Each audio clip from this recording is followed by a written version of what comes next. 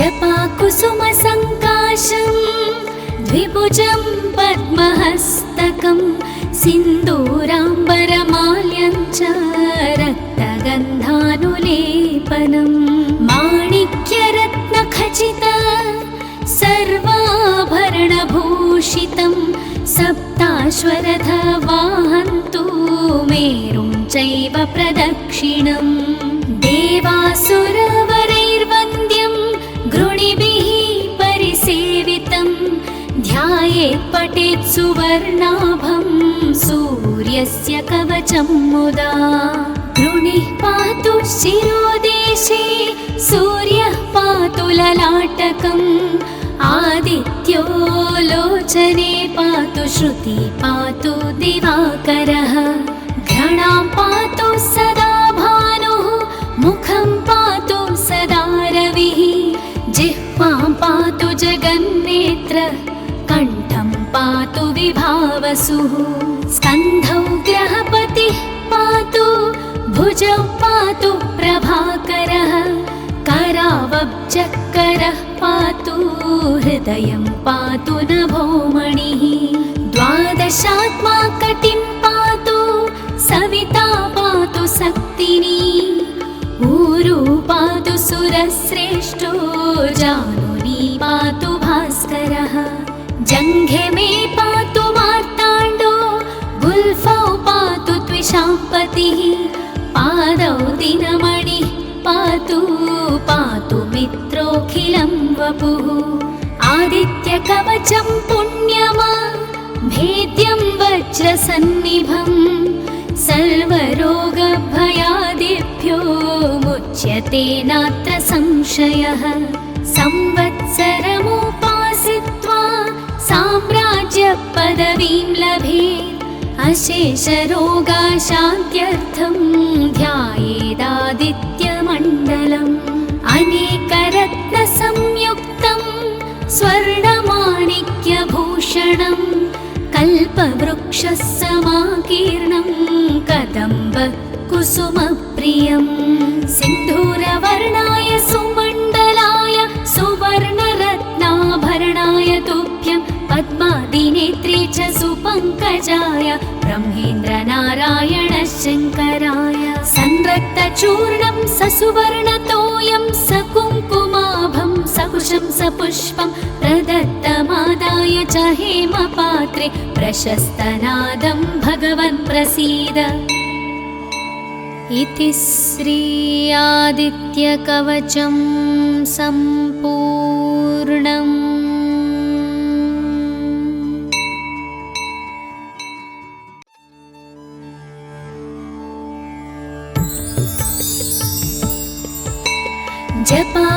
जपाकुसुमसङ्काशं द्विभुजं पद्महस्तकं सिन्दूराम्बरमाल्यं च रक्तगन्धानुलेपनं माणिक्यरत्नखचित सर्वाभरणभूषितं सप्ताश्वरथवाहन्तु मेरुं चैव प्रदक्षिणम् देवासुरवरैर्वन्द्यं गृणिभिः परिसेवितं ध्यायेत् पठेत् सुवर्णाभं सूर्यस्य कवचं मुदा गृणिः पातु शिरोदेशे सूर्यः पातु ललाटकम् आदित्यो लोचने पातु श्रुति पातु दिवाकरः घ्राणां पातु सदा भानुः मुखं पातु सदा रविः जिह्वां पातु जगन्नेत्र कण्ठं पातु विभावसुः स्कन्धौ ग्रहपतिः पातु भुजौ पातु प्रभाकरः करावब्जकरः पातु हृदयं पातु नभोमणिः द्वादशात्मा कटिं पातु सविता पातु सक्तिनी ऊरू पातु सुरश्रेष्ठो जानुनी पातु भास्करः जङ्घे मे पातु मार्ताण्डो गुल्फौ पातु त्विषाम्पतिः पादौ दिनमणिः पातु पातु मित्रोऽखिलं वपुः आदित्यकवचं पुण्यमा भेद्यं वज्रसन्निभं सर्वरोगभयादिभ्यो मुच्यते नात्र संशयः। संवत्सरमुपासित्वा साम्राज्यपदवीं लभेत् अशेषरोगाशान्त्यर्थं ध्यायेदादित्यमण्डलम्। अनेकरत्नसंयुक्तं स्वर्णमाणिक्यभूषणं कल्पवृक्षसमाकीर्णं कदम्बकुसुमप्रियं सिन्धूरवर्णाय सुमण्डलाय सुवर्णरत्नाभरणाय तुभ्यं पद्मादिनेत्रे च सुपङ्कजाय ब्रह्मेन्द्रनारायण शङ्कराय संरक्तचूर्णं ससुवर्णतोयं सकुङ्कुमाभं सकुशं सपुष्पं प्रदत्तमादाय च हेमपात्रे प्रशस्तनादं भगवन् प्रसीद। इति श्री आदित्यकवचं सम्पूर्णम्।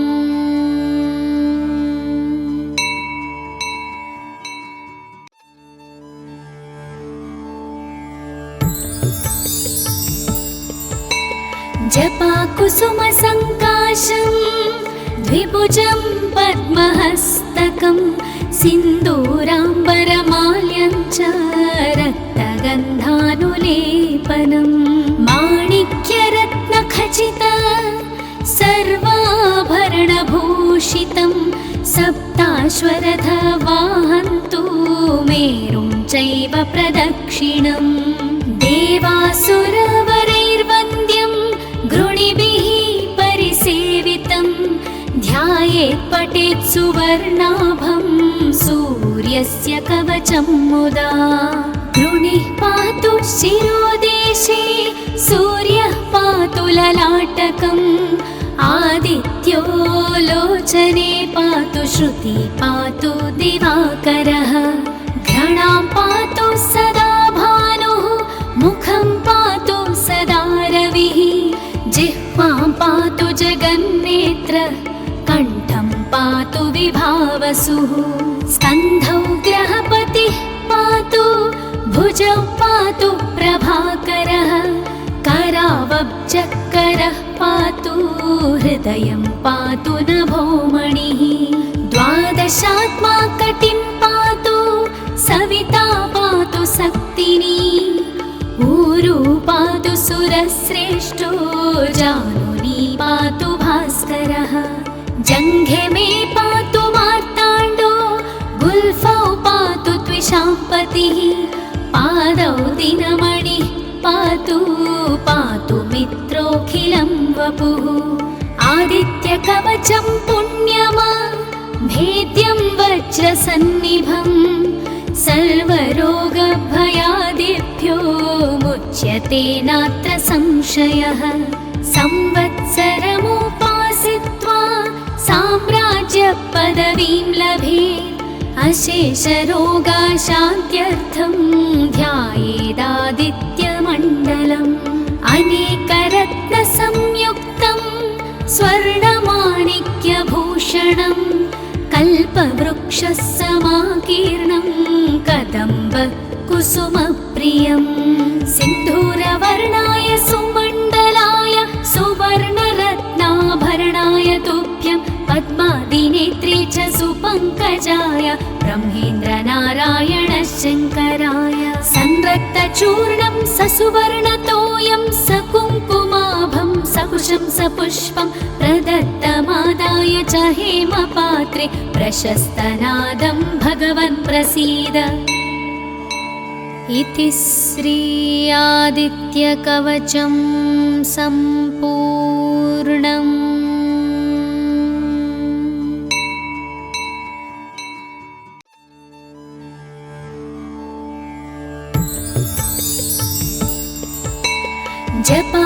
जपाकुसुमसङ्काशं द्विभुजं पद्महस्तकं सिन्दूराम्बरमाल्यं च रक्तगन्धानुलेपनं माणिक्यरत्नखचित सर्वाभरणभूषितं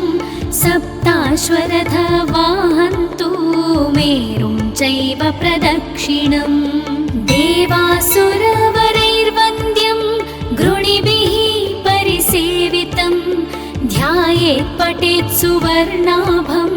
सूर्यस्य कवचं मुदा गृणिः पातु शिरोदेशे सूर्यः पातु ललाटकम् आदित्यो लोचने पातु श्रुति पातु दिवाकरः घ्राणां पातु सदा भानुः मुखं पातु सदा रविः जिह्वां पातु जगन्नेत्र कण्ठं पातु विभावसुः स्कन्धौ ग्रहपतिः पातु भुजौ पातु प्रभाकरः करावब्जकरः पातु हृदयं पातु नभोमणिः द्वादशात्मा कटिं पातु सविता पातु सक्तिनी ऊरू पातु सुरश्रेष्ठो जानुनी पातु भास्करः जङ्घे मे पातु मार्ताण्डो गुल्फौ पातु त्विषाम्पतिः पादौ दिनमणिः पातु पातु मित्रोऽखिलं वपुः आदित्यकवचं पुण्यमा भेद्यं वज्रसन्निभं सर्वरोगभयादिभ्यो मुच्यते नात्र संशयः संवत्सरमुपासित्वा साम्राज्यपदवीं लभेत् अशेषरोगाशान्त्यर्थं ध्यायेदादित्यमण्डलम् अनेकरत्नसंयुक्तं स्वर्णमाणिक्यभूषणं कल्पवृक्षसमाकीर्णं कदम्बकुसुमप्रियं सिन्धूरवर्णाय सुमण्डलाय सुवर्णरत्नाभरणाय तुभ्यं पद्मादिनेत्रे च सुपङ्कजाय ब्रह्मेन्द्रनारायण शङ्कराय संरक्तचूर्णं ससुवर्णतोयं सकुङ्कुमाभं सकुशं सपुष्पं प्रदत्तमादाय च हेमपात्रे प्रशस्तनादं भगवन् प्रसीद इति श्री आदित्यकवचं सम्पूर्णम्।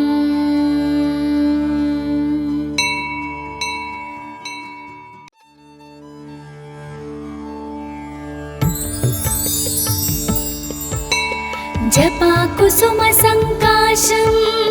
द्विभुजं पद्महस्तकं सिन्दूराम्बरमाल्यं च रक्तगन्धानुलेपनं माणिक्यरत्नखचित सर्वाभरणभूषितं सप्ताश्वरथवाहन्तु मेरुं चैव प्रदक्षिणम् देवासुरवरैर्वन्द्यं गृणिभिः परिसेवितं ध्यायेत् पठेत् सुवर्णाभं सूर्यस्य कवचं मुदा गृणिः पातु शिरोदेशे सूर्यः पातु ललाटकम् आदित्यो लोचने पातु श्रुति पातु दिवाकरः घ्राणां पातु सदा भानुः मुखं पातु सदा रविः जिह्वां पातु जगन्नेत्र कण्ठं पातु विभावसुः स्कन्धौ ग्रहपतिः पातु भुजौ पातु प्रभाकरः करावब्जकरः पातु हृदयं पातु नभोमणिः द्वादशात्मा कटिं पातु सविता पातु सक्तिनी ऊरू पातु सुरश्रेष्ठो जानुनी पातु भास्करः जङ्घे मे पातु मार्ताण्डो गुल्फौ पातु त्विषाम्पतिः पादौ दिनमणिः पातु पातु मित्रोऽखिलं वपुः आदित्यकवचं पुण्यमा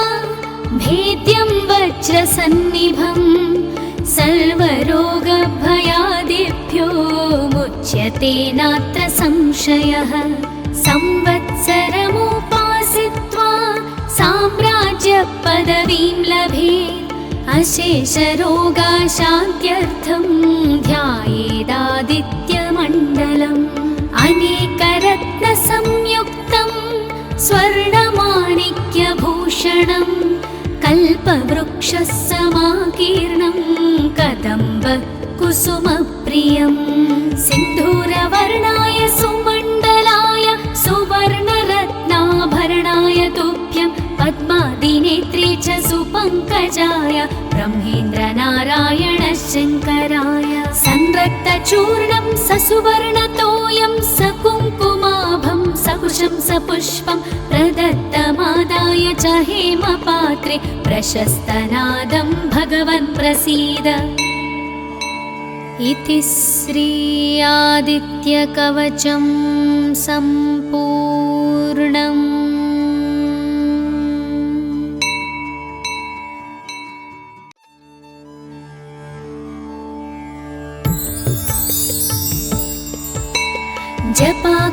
जपाकुसुमसङ्काशं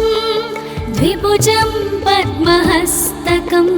सिन्दूराम्बरमाल्यं च रक्तगन्धानुलेपनं माणिक्यरत्नखचित सर्वाभरणभूषितं सप्ताश्वरथवाहन्तु मेरुं चैव प्रदक्षिणं देवासुरवरैर्वन्द्यं गृणिभिः परिसेवितं ध्यायेत् पठेत् सुवर्णाभं सूर्यस्य कवचं मुदा गृणिः पातु शिरोदेशे सूर्यः पातु ललाटकम् आदित्यो लोचने पातु श्रुति पातु दिवाकरः घ्राणां पातु सदा भानुः मुखं पातु सदा रविः जिह्वां पातु जगन्नेत्र कण्ठं पातु विभावसुः स्कन्धौ ग्रहपतिः पातु भुजौ पातु प्रभाकरः करावब्जकरः पातु हृदयं पातु नभोमणिः द्वादशात्मा कटिं पातु सविता पातु शक्तिनी ऊरू पातु सुरश्रेष्ठो जानुनी पातु भास्करः जङ्घे मे पातु मार्ताण्डो गुल्फौ पातु त्विषाम्पतिः पादौ दिनमणिः पातु पातु मित्रोऽखिलं वपुः आदित्यकवचं पुण्यमा भेद्यं वज्रसन्निभं सर्वरोगभयादिभ्यो मुच्यते नात्र संशयः संवत्सरमुपासित्वा साम्राज्यपदवीं लभेत् अशेषरोगाशान्त्यर्थं ध्यायेदादित्यमण्डलम् अनेकरत्नसंयुक्तं स्वर्णमाणिक्यभूषणं कल्पवृक्षः समाकीर्णं कदम्ब कुसुमप्रियं सिन्धूरवर्णाय सुमण्डलाय सुवर्णरत्नाभरणाय तुभ्यं पद्मादिनेत्रे च सुपङ्कजाय ब्रह्मेन्द्रनारायण शङ्कराय संरक्तचूर्णं ससुवर्णतोयं सकुङ्कुमाभं सकुशं सपुष्पं प्रदत्तमादाय च हेमपात्रे प्रशस्तनादं भगवन् प्रसीद। इति श्री आदित्यकवचं सम्पूर्णम्।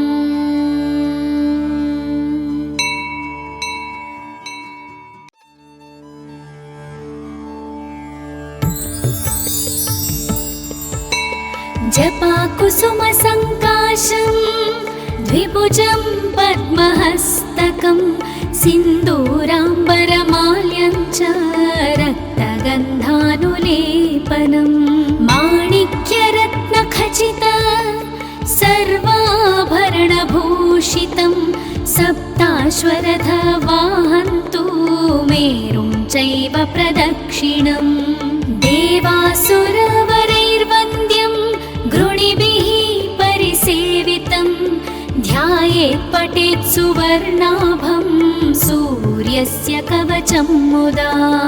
गृणिः पातु शिरोदेशे सूर्यः पातु ललाटकम् आदित्यो लोचने पातु श्रुति पातु दिवाकरः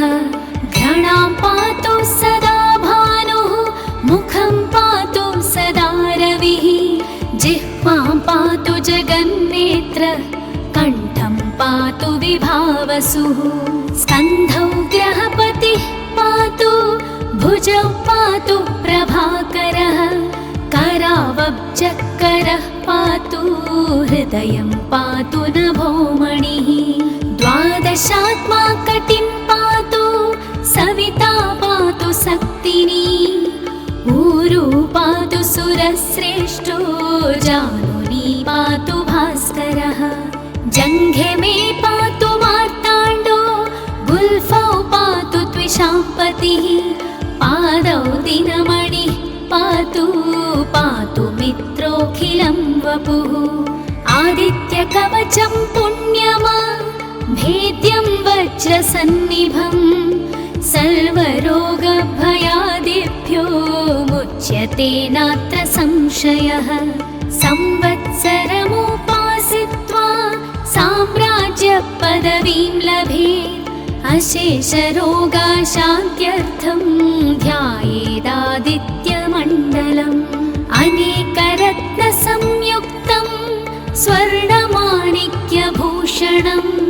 कल्पवृक्षसमाकीर्णं कदम्बकुसुमप्रियं सिन्धूरवर्णाय सुमण्डलाय सुवर्णरत्नाभरणाय तुभ्यं पद्मादिनेत्रे च सुपङ्कजाय ब्रह्मेन्द्रनारायण शङ्कराय संरक्तचूर्णं ससुवर्णतोयं सकुङ्कुमाभं सकुशं सपुष्पं प्रदत्तमादाय च हेमपात्रे प्रशस्तनादं भगवन् प्रसीद इति श्री